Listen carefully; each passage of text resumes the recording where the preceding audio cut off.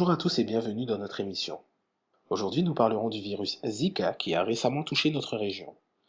Pour en parler, nous recevons par téléphone Monsieur Patrick Saint-Martin, directeur du pôle sanitaire de l'Agence régionale de la santé Guadeloupe. Monsieur Saint-Martin, bonjour. Parlez-nous un peu plus de cette épidémie qui a touché la Guadeloupe en 2016.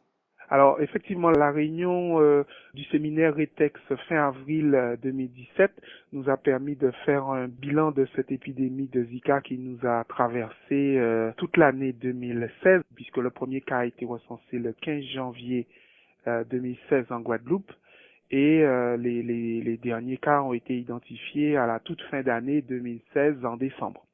Cette épidémie a touché plus de 30 000 personnes. Avec notamment 700 femmes enceintes atteintes par le virus Zika.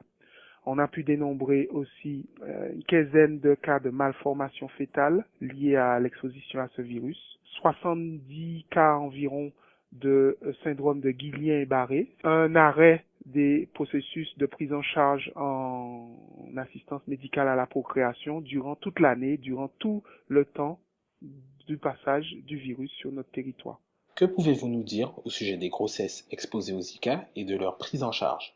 La gestion des cas de grossesse a vraiment été une nouveauté pour nous en Zika puisque d'ordinaire, les arboviroses qui nous traversent n'ont pas d'impact particulier sur les femmes enceintes et donc sur le bébé à naître. Cette épidémie a véritablement nécessité une mise en garde, une vigilance, une information spécifique des femmes enceintes pour éviter qu'elles se fassent piquer et lorsqu'elles avaient été piquées déjà, pour les suivre attentivement et même celles qui n'ont pas été piquées, pour les suivre durant toute leur grossesse pour apprécier finalement l'impact du virus sur le développement du fœtus et à adopter les bonnes mesures lorsque un impact significatif était découvert. Le suivi se poursuit.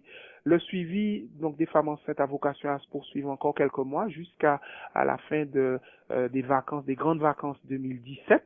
Mais le suivi va aussi se poursuivre avec les enfants nés de mères exposées au Zika sur les 2 premières années de vie des bébés. Et ce suivi donc a déjà commencé pour les mamans qui ont accouché et a vocation à commencer dès l'accouchement avec le médecin généraliste, avec le pédiatre ou avec la sage-femme de chaque femme qui a accouché pour détecter tout impact, même tardif, de cette exposition au virus. Monsieur Saint-Martin, aujourd'hui, pouvons-nous dire que la menace est écartée? La crise elle-même est terminée. Simplement, ce qu'on peut dire, je vous ai évoqué le cas de 30 000 personnes au bas-mot qui ont été infectées par ce virus au cours de cette année. Et cette population constitue quelque part une barrière collective face à une nouvelle expression forte en population de ce virus. C'est ce que nous constatons.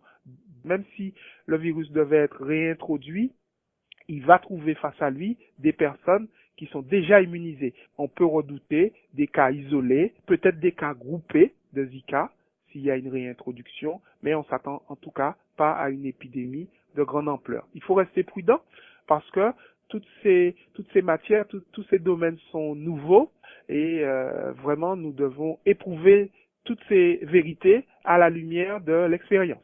Voilà. Monsieur Saint-Martin, merci d'avoir répondu à nos questions. Quant à nous, nous nous retrouvons très prochainement pour un nouvel épisode de l'interview de la semaine.